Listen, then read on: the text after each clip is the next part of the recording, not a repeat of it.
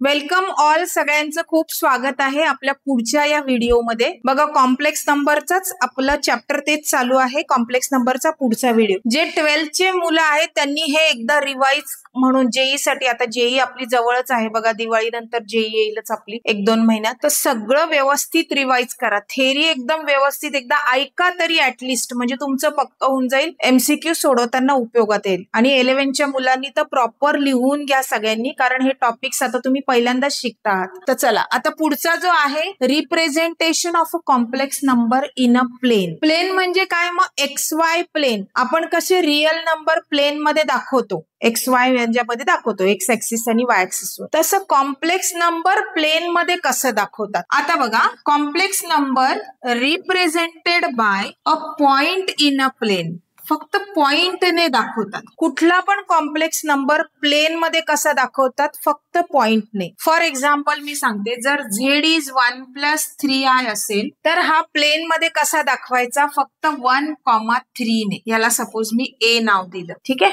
म्हणजे 1 real part वाला जो येतो आणि आय चा कोइफिशियंट आहे तो 3.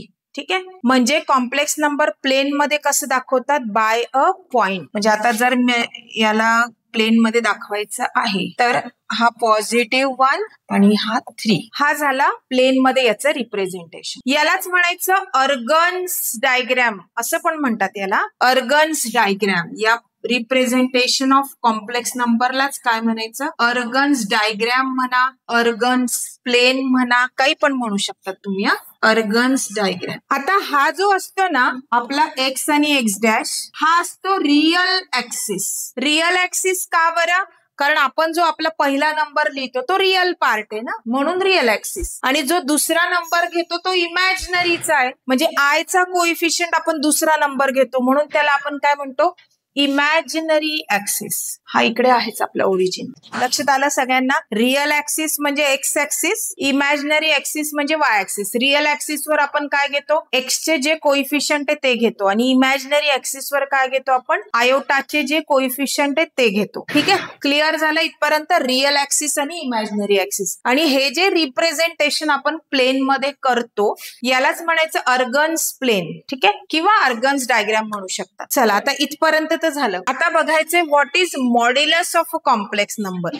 पुढचा टाइप आहे आपला modulus of a complex number. Suppose आपण हाच एक कॉम्प्लेक्स नंबर घेतला 1 + 3i, याला प्लेन मध्ये रिप्रेझेंट केलं ए ने, तर हे जे डिस्टन्स OA आहे, डिस्टन्स OA, बस यालाच म्हणायचं मॉड्युलस ऑफ कॉम्प्लेक्स नंबर. एकदम इझी. म्हणजे distance of the point from the origin is called as modulus of a complex number. समजलंय? समजलं असेल तर इथे तुम्ही मला नक्की कमेंटमध्ये यस म्हणून टाका, म्हणजे मलाही कळलं पाहिजे, थोडंसं मलाही समजेल. काय ना, हे ऑफलाईनला कधी कसे मुलं समोर असतात, पण ऑनलाईन मध्ये तुम्ही समोर नाहीये. ठीक आहे, लाईव्ह लेक्चरचं आपलं आहे पुढे डोक्यात, करायचं आहे ते पण आता तरी समजलंय की नाही समजलं? यस नो काहीतरी टाका मला, म्हणजे मला लक्षात येईल, समाधानही मला मिळेल, कळतंय मुलांना असं. ठीक आहे. तर हे जे डिस्टन्स OA आहे यालाच काय म्हणायचं? Modulus of a complex number. आणि आता सपोज A 1 आणि 3 आहे. जनरल पॉइंट आपण घेऊ. Suppose Z is X + IY घेतलं, याला रिप्रेझेंट कसं करू आपण? B नाव घेऊ. Suppose X, Y. B दिला आपण X, Y, OB. आता तुम्ही म्हणाल की OB is the modulus. Yes, right, OB is the modulus of a complex number. Find out कसं करणार? बघा, OB आपण कसं काढू शकतो? Origin O0,0. डिस्टन्स OB सांगा काय येईल? डिस्टन्स फॉर्म्युला 10th ला हा डिस्टन्स फॉर्म्युला तुमचा झाला होता. आणि ना हा कुठे कुठे येणार आहे तुम्हाला? MCQs मध्ये तुम्हाला डिस्टन्स फॉर्म्युला वापरावा लागणार आहे, बऱ्याच ठिकाणी वापरावं लागणार आहे. डिस्टन्स OB काय येईल बघा? x2 - x1² plus y2 - y1². Therefore, distance OB is root of X square plus Y square. ठीक आहे. तर मॉड्युलस झेड आपण याला असं म्हणू, mod of Z is root X square plus Y square. हा आपल्याला मिळाला general formula to find the modulus of a complex number. कसं करणार? ओरिजिन पासूनचं त्या पॉइंटचं डिस्टन्स युजिंग डिस्टन्स फॉर्म्युला काढायचा. हा एक जनरल फॉर्म्युला मी लिहून दिला तुम्हाला, route of X square plus Y square. ठीक आहे. आता पुढचा आपला पॉइंट आहे amplitude of complex number. Modulus clear झालंय सगळ्यांना? नक्की एक लाईक करून द्या झालं असेल तर. चला आता बघा पुढचं आहे amplitude of complex number. Amplitude of complex number suppose हा घेतला आपण डी एक्स कॉमा वाय, एक कॉम्प्लेक्स नंबर डिनोट केला. Draw the perpendicular from this to. Suppose DM is the perpendicular. मग एम्प्लिट्यूड किंवा आर्ग्युमेंट म्हणजे काय? या ओडीने एक्स ऍक्सिसच्या पॉझिटिव्ह डायरेक्शन सोबत जो अँगल तयार केला थीटा, यालाच म्हणायचं amplitude of a complex number. समजलं? मग आता तुम्ही सांगा, हे डिस्टन्स हा जर पॉइंट एक्स आणि वाय आहे तर हे डिस्टन्स आपलं येणार आहे एक्स आणि हे डिस्टन्स येणार आहे आपलं वाय. हे एक्स ऍक्सिसला पॅरलल आहे ना याचं डिस्टन्स हे एवढं आणि हे वाय ऍक्सिस एवढं. ठीक आहे. मग हे येणार आहे एक्स आणि वाय. मग आपण सोप्या पद्धतीने जर एक्स वायच माहिती आहे आपल्याला, सोप्या पद्धतीने थीटा कसा काढू शकतो? Tan theta. So tan theta is Y by X. म्हणजे थीटा मिळाला tan inverse of Y by X. हे झालं amplitude of a complex number. Clear सगळ्यांना? समजलं?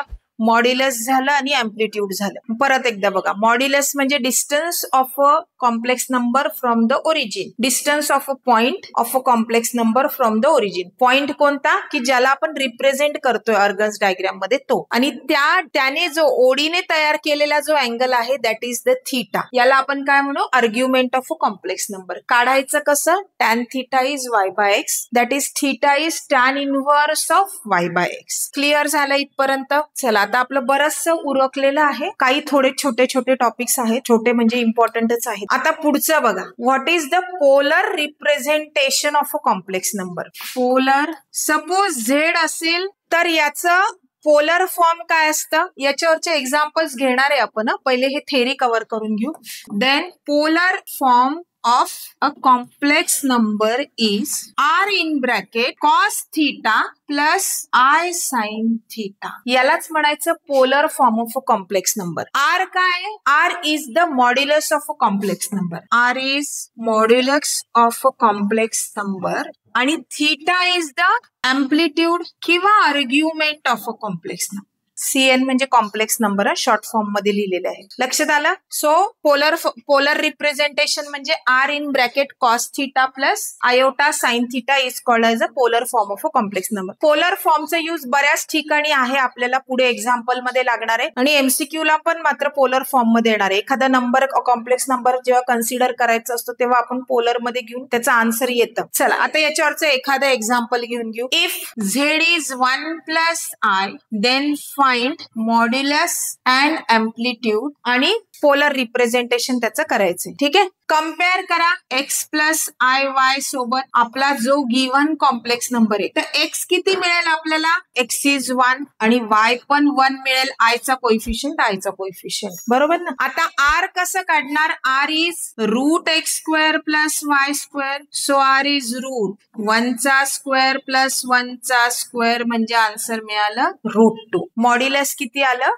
रूट 2. आता आर्ग्युमेंट काढायचंय. Theta is tan theta is y by x, tan theta is 1 by 1, theta is tan inverse of 1 आणि tan inverse of 1 आहे 45 degree म्हणजेच pi by 4 radian. आलं? Modulus आलं, amplitude आलं. आता याचं पोलर रिप्रेझेंटेशन आपण करू. Therefore polar representation is R आहे आपला root 2 cos theta plus iota sine theta.